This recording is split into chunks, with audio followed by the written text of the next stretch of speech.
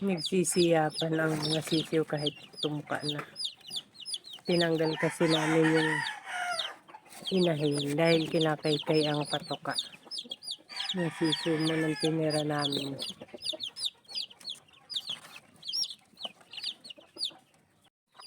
Dahil sa battery cage yung inahin. Ilagay mo na doon, pinatoka ko din siya doon. Ayan, naghahanap na ng kanilang inahin. Lalagay ko dyan maya maya. Bago ko ilagay, tinatanggal ko muna itong patoka nila. Mukhang mabusog na. Ang lalaki na ng butsi.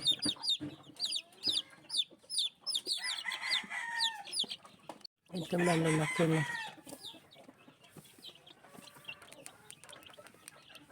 Ito yung incubator hatch. Mga lalaki lang tinira namin. Ay yung isang yun. Baka gold. Ito din kasama ng inahin. Malalaki na. Mga lalaki lang tinira namin.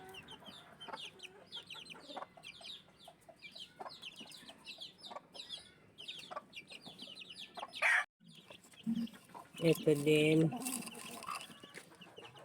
Ilan ba ito dati? 12. Tinira namin yung mga lalaki at mga gold. Yan, mga lalaki. Ayan, malalaki na sila. Nakakatuwa.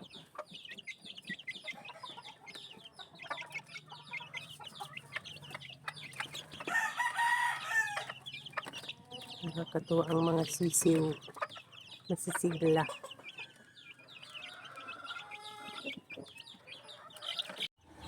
At itong inahin, right now, mukhang lilimlim na.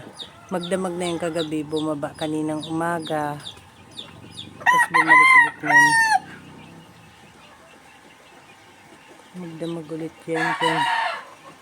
Wala pa yatang 10 pieces ang nililimliman yan. At nadali na naman ang pusa. That's all guys. Thank you so much for watching. Follow for more. Bye.